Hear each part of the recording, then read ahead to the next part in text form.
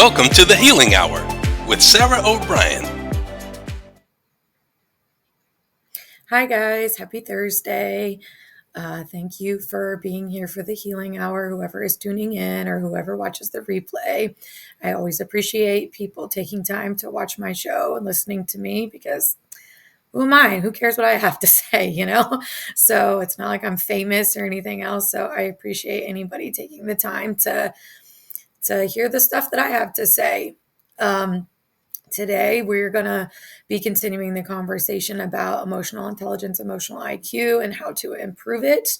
I am still organized, guys, and have a slide deck for some information for today as well. So, yeah, look at that. Go me. So we're going to move through that information. Feel free to drop your questions, your comments, your hellos, your whatever. I could use all the good vibes today. I'll let you guys know where I'm at with with my check-in, and I'll do my deep breaths to try to get myself centered and grounded. You probably usually notice I have like a lot of energy and I'm talking really fast and kind of excited, at least maybe the last couple of shows. And that is not the energy and the vibe I have going on today. And so I was just talking with Jason, my partner in wellness, running all my stuff in the background for me backstage before popping on. And today is not a good day for Sarah. So in honor and effort to always show up authentically, this is where I'm at today. I'm having a hard day. So let's do the check-in. Let's do some deep breaths. Let's dive into this information and talk to me, guys. Tell me how you're feeling today. Send me some questions, some messages. I woke up at about 4 a.m. and was sick and threw up. If it's TMI for people, don't watch my show. So that's not great. I don't know what that was about, but it didn't feel good. I'm physically feeling like okay today, but that definitely threw a wrench in my night. And I'm just struggling to get focused today. And I have a lot of shit going on in my personal life, to be quite honest. And that's all on my mind today. So this is how it looks when I show up in not the best space and not super excited and not feeling super positive in my mindset. So where are you at today? Do a check-in and let me know. Be thinking about that. Drop that in the comments. Let's start with 3 deep breaths again, because Lord knows I effing need it today. And then we'll talk some more about emotional IQ, because, that's tons of fun on top of this. Okay, if you're going to take the deep breaths with me, here we go. In through your mouth, in through your nose, out through your mouth.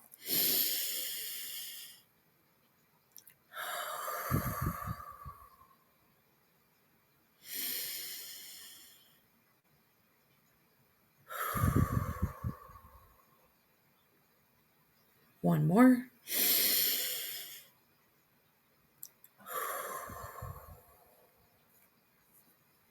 So, till I hear from some of you guys about your check-in and how you're doing today, we will talk about emotional IQ.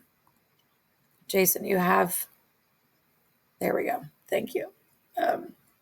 Yeah, y'all, right? We got this coordination thing going. I make a slide deck. Jason figures out how to make it pretty and fit on my screen so you guys can see me and my slide deck at the same time. Thank you, Jason, podcast master. How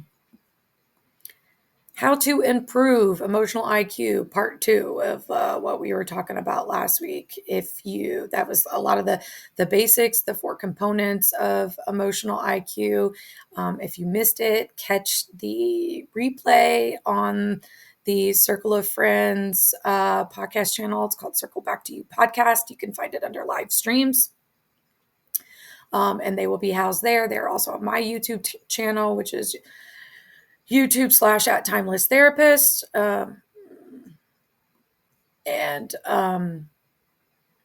all of my past shows are on there as well. And so you can catch them there. And, Jason's so good, guys. He's putting them on Spotify. So you can catch me on Spotify as well.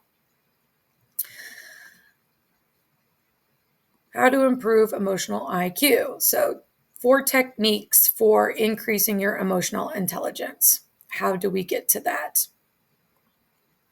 Mindfulness, feedback, stress management, empathy.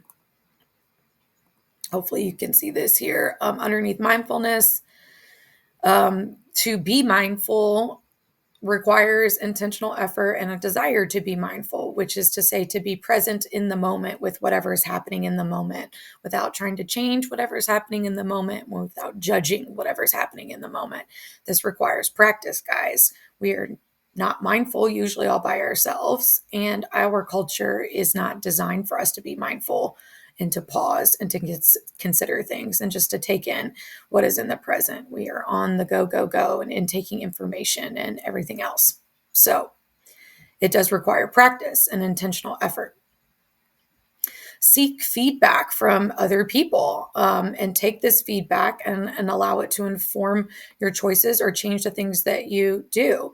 If we're going to improve emotional intelligence, we have to know how we're doing, which means we're going to have to check in with people around us and get some feedback. Are we doing this well? Does it look like we're paying attention? Does it look like we're picking up on this? Does this come out in the way that I interact with you or with other people? Also, learning strategies for managing your own stress effectively. This is stress management, and practice using these healthy and effective skills regularly. So, not only do you need to be aware of a bunch of stuff for yourself, then you need to know how to manage it for yourself in healthy ways, in ways that it's not causing harm to you or causing harm to others. And then finally, increasing your empathy. Getting specific training and building empathy is one way you can do this.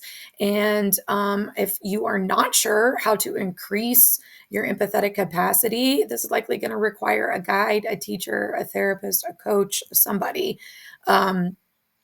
mentor potentially, to help you understand this, which will also require feedback and also requires stress management sometimes of that feedback, and then being mindful of ourselves in the moment so that we could manage whatever stressors are coming up.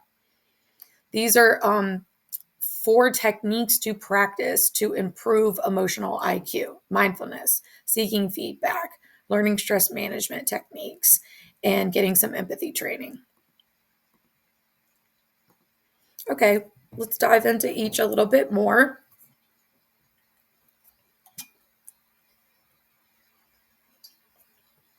Gotta have coffee, as per usual. Mindfulness practice. What does this do? It helps increase our self-awareness. It encourages us to pay attention to our emotions. Mindfulness specifically, paying attention to what you are feeling in the moment without judging it, without changing it. So if something happens and you're pissed, then we're not going to say, oh, damn it, I shouldn't be pissed. You just are pissed. Okay. So it's okay to be there. What you do with that emotion will sometimes make or break relationships or other things that you have going on. But the fact that you just feel pissed in that moment is not good or bad or right or wrong. And we don't need to judge it. We just need to be aware of that. If you feel embarrassed or ashamed or disappointed, sad, frustrated, guilt, whatever, these are not always comfortable emotions for us to experience, but we don't need to judge them as right or wrong or good or bad. Emotions are not right or wrong or good or bad. They just are. They just are something that we experience. And for us to have emotional intelligence, especially to a high degree, we need to understand what those emotions are for ourselves and learn how to sit with it without judging them. So this is also practicing some self-compassion with whatever you're feeling in the moment. Not having the need to change it right now or escape it or avoid it or stuff it. It's literally just being able to sit with it. And learning mindfulness helps us increase awareness about ourselves in the present moment and what we're feeling. Yeah, this piece, without judgment. And then increasing present and minded awareness, like I was saying before, takes practice. And mindfulness is not something you do once. It's not like you're focusing on it once. You're like, okay, I got mindfulness down. No, mindfulness is sort of like an ongoing thing. It's a skill to be built. And it is a skill to be built that then further helps you build other skills like emotional intelligence. But these things take practice. They don't just often come to us, or we don't get in the habit of doing this unless we do it again and again and again. Seeking out feedback. This is really important if we want to increase our emotional IQ, especially in professional settings, especially if you are a leader. Seeking feedback from others can provide valuable insights into how your emotions or emotional expressions or emotional reactions and responses impact those around you. This is something that leaders absolutely need to be seeking feedback on. And you are responsible for checking your emotions, especially in places where you are leading others. And so it's really important that you figure out how to become self-aware of this and seek feedback from your peers or superiors to figure out how your responses to emotions impact those around you, including those that you lead. Hi, Andrew. I'm so happy to see you. Thank you for popping in. You are also my wonderful friends, and I am so grateful for your support and for always showing up for my show. And for you guys that don't know, Andrew has his own podcast, and I will be a guest on there sometime probably next year. So stay tuned for that. Andrew does some cool stuff in his own, part of the world and LinkedIn. Thank you, Andrew, for being here. I appreciate your support.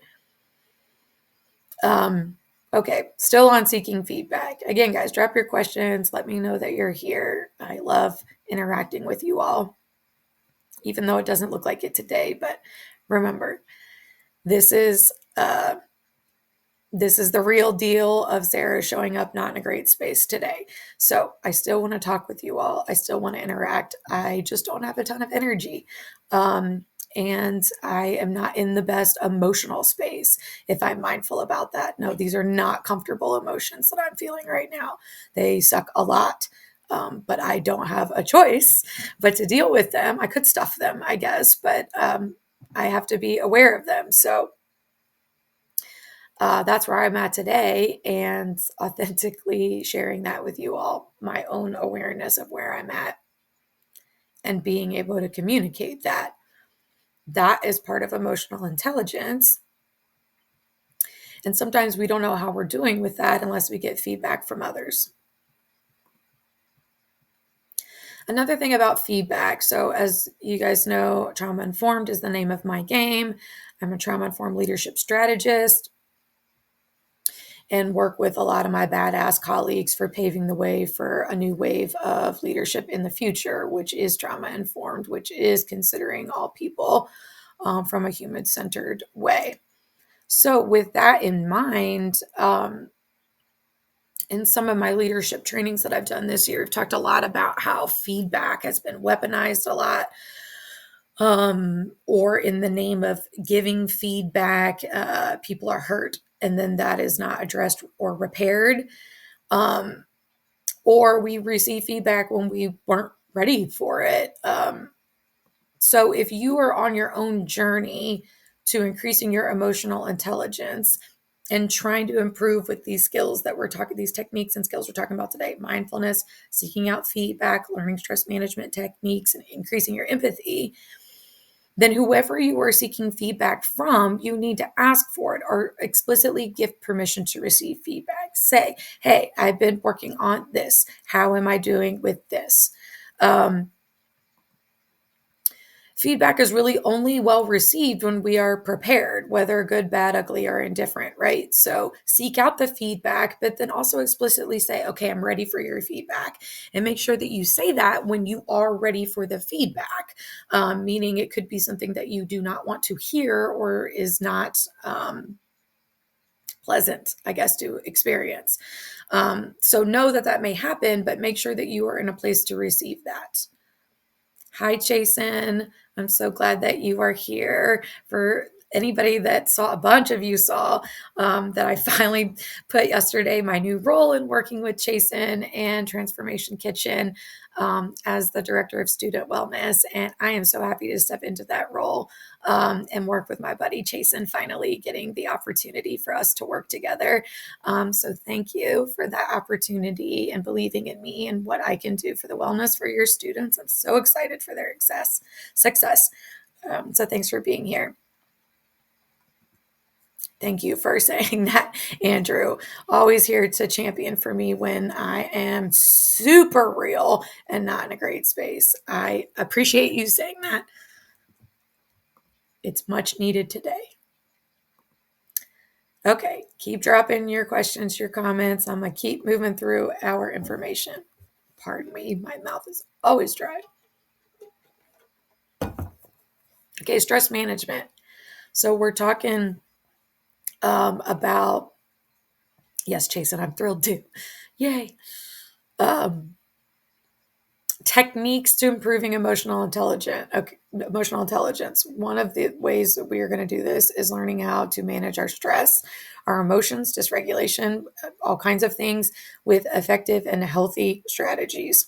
Managing stress is vital in controlling emotional responses and maintaining a level head in challenging situations. This is not easy, folks. Like, if we want to talk about it right now, I am trying to manage stress today, and so to be able to step into anything level headed, then I have to know, where am I starting from? What is the starting point?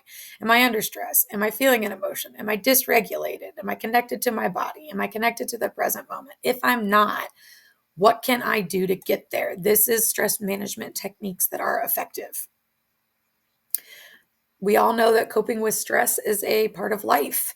We all experience stress at some time or another. If you're an adult, this goes without saying.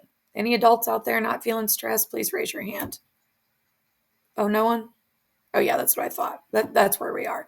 Right. So adulting equal coping with stress. So we can either do that well or we can do that ineffectively. So learning healthy, effective techniques for managing your stress, especially during challenging situations, is going to level up your emotional intelligence, meaning that a compounding or overwhelming amount of stress isn't maybe going to take you out of the present moment, not being able to pay attention to your emotions or the emotions of others, which is what emotional intelligence is. So learning how to manage your own stressors so that you can stay present is really important for emotional IQ. So what are stress management techniques? This isn't really what we're talking about today, but I know I can talk about some of mine. Most people know these. I talk about these with my clients, my psychotherapy clients, just as throwing out options. One of the ways that I manage stress, anger, uncertainty, frustration is turn up rap music. I like real effing loud and scream, rap, sing, dance, shake around. A lot of energy for me in uncertainty, anger, frustration, disappointment. So I have to sort of have a strategy for dealing with that, or dispelling like all the energy from those emotions and from that buildup. So that's a stress management technique that I use, a coping strategy, if you will, for those emotions. When I feel sad and disconnected and lonely, I will take a walk outside, usually with my dog. So that's helpful and sort of grounding and seeing things around me. I will hang out with my dogs. That definitely helps me to manage feelings of sadness and loneliness. And, it's kind of hard for me to feel lonely with my dogs around, especially my crazy chocolate lab who just has no chill. She will not let me not pay attention to her if she's in the same room with me. So that is really helpful when I'm feeling sad and lonely, as her muchness is still a lot to deal with. That is something that is helpful for me in those moments. Fun fact about my dog is she picks up on it. She's still a little too crazy, but maybe when she gets older, she might be my second round therapy dog. Because she's very attuned. So if I'm upset or crying or even shouting, she wants to come over and jump up on me and like give me a hug. Even if I don't want it in that moment, she still kind of does it. So she picks up on it, and so a hug from my dog sometimes really helps me manage sadness and loneliness. Those are just some ideas. Those are some things that I do. You can find out what works for you. Movement, exercise, whatever helpful for a lot of people. Doing something that helps you feel productive or confident, or like building mastery. Helpful a lot of times, depending on the emotion or the stress that you're in, focusing on things that you have control over and what you can do there. Also, effective stress management technique. Thank you, my friend. I appreciate that. And as long as I am here, nobody else is alone, right? Because I am still here. But I appreciate that, as I need people too. That's basically why I do all this, guys, right? Because I am you. I am this person who had to learn these things. I am this person with my own mental health stuff and past trauma, and also a leader in today's world, and trying to have my own checks and balances for remaining appropriate, and practicing what I preach, and taking other people into consideration in everything that I do, because I also want that in return. Okay, so we talked about mindfulness. We talked about seeking feedback from others, giving permission for that. Stress management techniques, learning what that looks like for you. Number one, when you are stressed, what does that look like? That's the mindfulness. What does it look like for other people when you're stressed or in emotion? That's the seeking feedback. Once we have those two things, then you start learning and practicing some techniques or strategies to manage that better. And then we get to empathy training.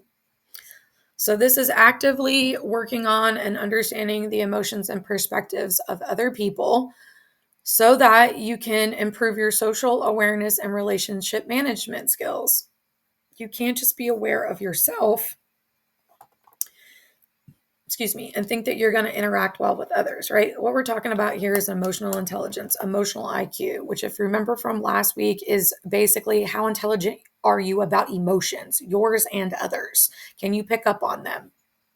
Can you name them accurately? Do you know what they feel like in your body? Do you know what thoughts and things are associated with them? Do you know how to pick up cues, body cues, tone, facial expression, language, comments, things from other people with their emotions? This is important. So last week we talked about the awareness of those. And this week we're talking about, to really build awareness of those or consideration of those, we have to care about those, right? We have to have empathy for our own selves when we're in an emotion or dysregulated or having an emotion, as well as for other people. If we don't have empathy for that, then you can just throw emotional intelligence just right out the damn door. Like, if you don't care about other people, then you just don't care about this. And if you do care about other people and you're not good at this, well, then you have to practice it. It cannot be an ongoing excuse of like, well, I don't know how to do this well, or I'm socially anxious, or I've never been good at this, or da da da da. Okay, great. Like, most of us were not good at this at some point, me included. Like, this had to be learned over time, practiced over time, a lot of time. And my emotions get really big really fast. So me moving through those so I can be empathetic for other people's emotions, lot of work, people. Yeah, I've been a therapist for 15 years, so that has been helpful. But my own feelings don't enter the psychotherapy space all that well. But when I am in all that much, but if I'm in any other space and I'm hit with an emotion, particularly a big feeling, it is really hard for me to care about other people and what they feel. in that moment because I am very focused on what I feel. So it takes a lot of effort and energy to, sort of sift through that, get your stuff out of the way, and be able to still be socially aware and emotionally aware of other people. And this is good for relationship management, right? And interaction, interpersonal interaction. If we are not aware of our own emotions, so then also not aware of how it's coming out around us or not aware of other people's, and that's going to negatively impact interpersonal relationships or connections. And if we do recognize our emotions, but they're so big and we don't manage them effectively, that's also going to have an impact on interpersonal interactions. So it's really fine if you don't already know this, don't already have this. Yes, Jason. Daily intentionality. Yeah. And stretching and working on ourselves. Man, it's not fun, right, buddy? Like, I know you've done a lot of self work to get where you are, Jason. And it's not easy, right? And it kind of doesn't end. You just kind of have to keep pushing yourself through those barriers. And with this stuff, it's the seeking feedback, and seeking feedback is also not comfortable, guys. You don't know what you're going to get. You don't know what somebody's going to say. Maybe they're going to say they don't like how you approach this or whatever. Again, not good or bad or right or wrong, just information. And when we're talking about emotional information, we might as well just be talking about human to human interactions and connections, because this is mostly where emotion is coming up. And this is mostly where emotion impacts things interpersonally. So like I said, if you were not taught social emotional learning as a child, then this is something that you will need to intentionally learn on your own. And I think I said someplace else, maybe in something that I wrote, like, we were not taught this. So let's just say that this is still not a thing that is formally taught in school or anything else. So social emotional learning has to be an individual motivation practice. Like, this is not something that inherently exists, at least over here in the West, in the way that we learn things. It's not in school unless you were taught this by your parents in a really healthy and effective way. This is not information or skills that we have. And empathy is vital for emotional intelligence. It's vital to claim that you have emotional intelligence. You have to have empathy for the way other people feel. And empathy for how other people feel, and empathy for yourself, for that matter, is a non-negotiable for trauma-informed care. Again, it's kind of hard to claim that you care about other people if you're not empathetic to their emotions, if you don't care about them, if you don't care about your own, if we are just passing by them, expecting other people just to pass by their emotions, well, then that's not empathetic. And if we don't have empathy, then we don't have trauma-informed care. That's that soapbox. Okay, I found some really good stuff on words associated with emotional intelligence or emotional IQ. And I liked a lot of these, right? We've talked about a lot of self-awareness and self-reflection. We talked a lot about that last week. But what else? Yes, awareness, acquiring like skills, information, understanding of yourself, of others, of emotions, of the fact that humans have emotions, and it's a biological certainty that we can't do anything about. Constructive, allowing, open-minded. Emotional IQ can be associated with recognize, knowing, sensitivity, a willingness, a curiosity, adapting, having patience, listening, navigating tough situations. I like a lot of these words to describe emotional intelligence.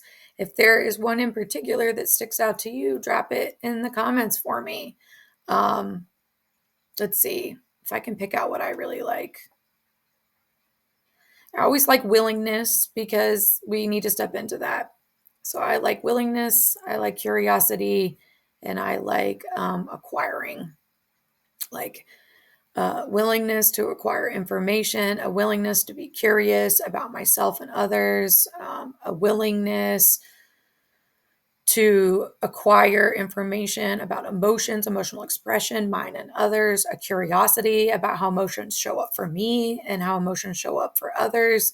And if I can kind of hang out in that space, then I have more ability to be empathetic, to manage my own stress or emotions well, and be able to pay more attention to myself in the moment and how I'm showing up.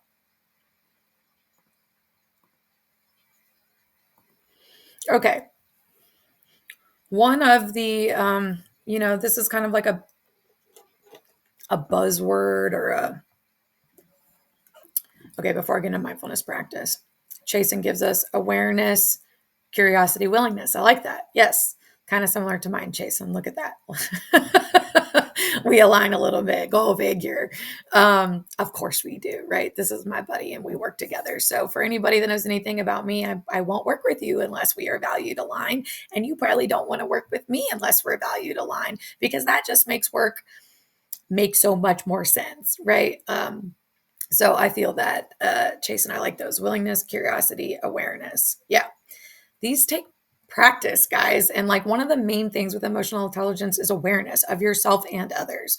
Well, we can't become aware if we are not paying attention in the moment. And our world culture is set up for us to be go, go, go from this thing to that thing to this thing to that thing, to never stop and just be with ourselves and just be present and to see what is there.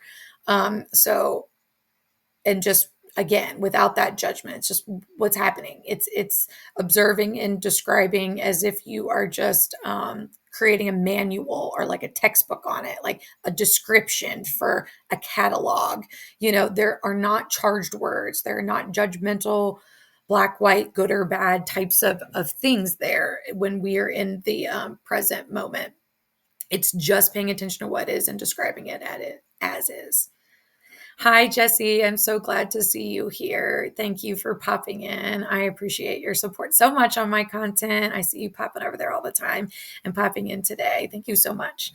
And then for saying that it's a great live event. So glad that it matters to somebody out there. Y'all have no idea. Little did I ever know anybody would want to listen to what I have to say. So it just tickles me every week. And I'm so grateful. Okay, so how do we get to, self and other awareness? Mindfulness. What is mindfulness? It's being present with whatever is in the moment without judgment. Did we get that, people? Mindfulness. Being present with whatever is in the moment without judgment. Some ways we can do that. Count. Take a look around you, count the number of a certain object that you see. Books, ceiling tiles, trees, cars, whatever it is. If whatever, chairs, desks, whatever. Being able to do that can ground you into the present moment. And that's really just observing, describing things that are around you. Everybody might be thinking, Sarah, that doesn't help us with our emotions. Yes, it does. There's a lot of science and a lot of research behind that. That just being able to pause, stop, drop into yourself, pay attention to the things around you, that's mindfulness, even if you're just counting the chairs. Touch. Grab something that you can focus on, like a fidget item, a pet, favorite blanket, reorganizing your sock drawer, like get tangible. What can you do? I have lots of different fidget things for when I get anxious or it's hard to focus or I can't find my words or I'm just having a lot of energy and I don't really know what to do with it. That's what the fidget things are for, right, people? Like we know there's like a million of different fidget things out there. This is one way that we can practice mindfulness.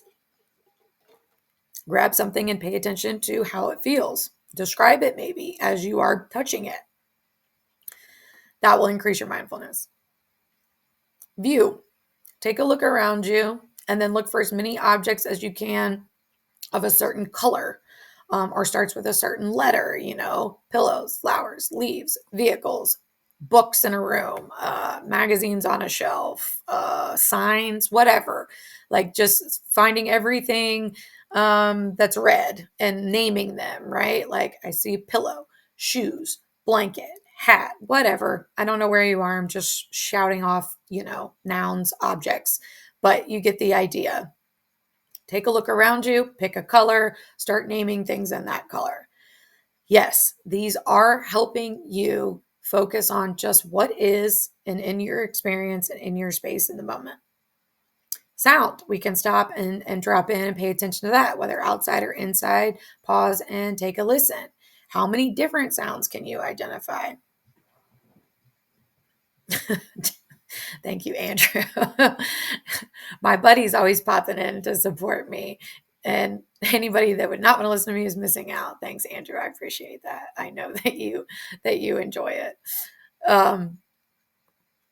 Can you identify how many different sounds are around you? Or can you listen for a specific sound, like the fridge going or a fan going?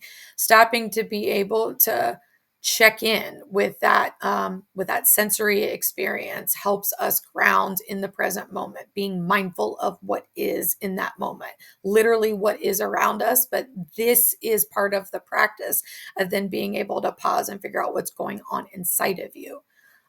We start with paying attention to what is around us without judging it, right? It's kind of hard to judge, like seeing, I don't know, 5 red cars. Like there's no judgment there, right? It's not like they're good or bad or right or wrong. They just are. And this helps us get in the practice of that so that when we are doing mindfulness for our emotions, that it also comes without judgment. Right. Sometimes this is my favorite one. It's hard for me to organize my brain a lot of the time without something tangible. If I'm feeling dysregulated or scattered or just like not in touch with myself or not connected to my body.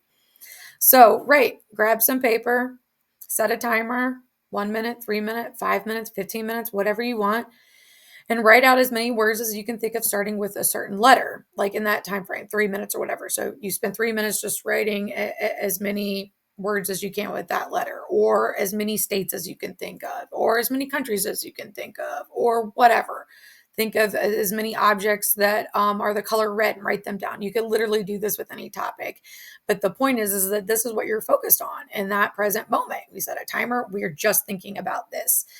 It is how you practice building up mindfulness skills. And we are going to use mindfulness skills to tap into the emotions that we are experiencing in the moment to better manage them and to be aware of others. Now, there are so many ways to practice mindfulness and grounding and getting in the present moment. These are just some suggestions. You can find more.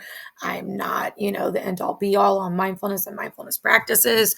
So take what you want, leave what you don't, look up everything else. Okay, that is all that I know. That's kind of short today, and we had just fewer people engaging, but I appreciate my friends here. So let's drop into some announcements. That's a little bit about me for anybody that's new. I'm a licensed psychotherapist in Virginia and Maryland. I'm a trauma-informed leadership strategist and consultant, and I have many roles as a result of that, and speak and write and train on these topics quite frequently. So I can do that for you in the one-to-one coaching space, consulting with your business or your executive team, and a number of other ways. You can find information about me on my website.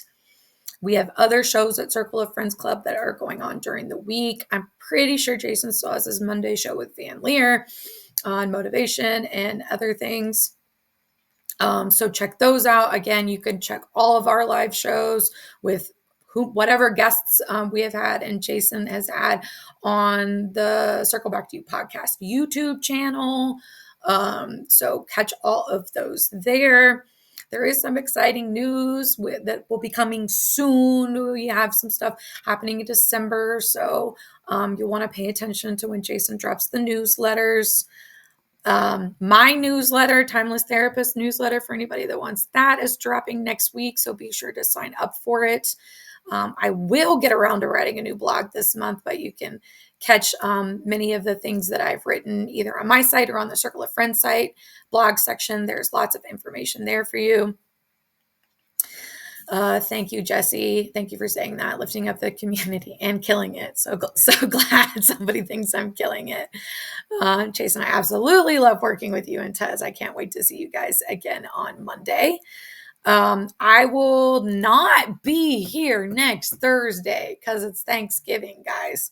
I'll have to get up with Jason to see if maybe we can do it on a different day, possibly. But I will be taking the day off like everybody else and having a Thanksgiving meal. So you might have to catch a replay next week. You're going to maybe miss me live unless we can sort out another day.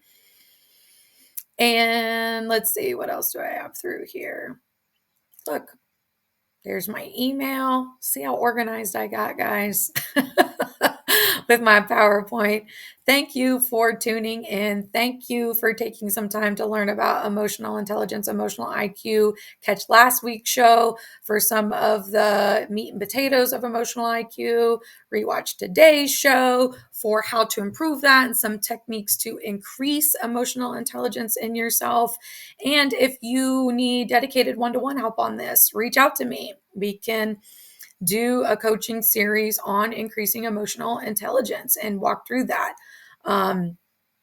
And you will get tons of resources like this, among other ones, and being able to drop in into either support group or consultation group with me when you join Circle of Friends Club with a business membership or mental health provider membership. So be sure to check out our community. We are focusing on mental health for athletes and individuals in the entertainment industry because we know they need it there, right? Everybody needs it everywhere. And wherever Circle of Friends Club can hone in and focus on helping individuals with better mental health and connection is what we're about, right? So join our community. We would love to have you over there. And when you join our community, you have the opportunity to like be on a show, pop on one of our shows, maybe have your own show like this. So if it's something that you're interested in, look into Circle of Friends Club. We would love to have you there. It's an inclusive community. And we just want mental wellness for all. That is the name of our game. I hope you enjoyed today's information. If I do a checkout, I feel a little bit better. It's nice that my friends showed up to support me. So that helped me emotionally some. So if we see how this whole like trauma informed things work, guys, like I'm able to drop back into myself with some reminders of who I am and the people out there and some validation and reassurance from them. So I appreciate that, guys. That's helped me sort of regain myself today. I have lots of fun other work that I get to do as I move into the rest of my day. And I will definitely be doing the dancing, shaking thing later today to get all of my energy out. So whether you're watching now or watching in the future, I'd love it if you drop a comment to let me know, how do you manage stress? What do you do? Do you turn music up real loud and dance around too, or is something else helpful for you? I would love to know and continue the conversation because this is part of what builds emotional intelligence people. It's understanding that we have emotions. It's not good or bad or right or wrong, but we have to find ways to manage those emotions and stress that comes with them and life in effective ways so that they are not negatively impacting the people around us or us, really, because if we're not doing well, then we're not going to be able to be good to the people around us. So if you need dedicated help with that, I'm your person. Go ahead and reach out to me. And we will see you soon. If not next week, then the week after. Thanks for tuning in. Bye, guys. Thank you for watching The Healing Hour with Sarah O'Brien. See you next time.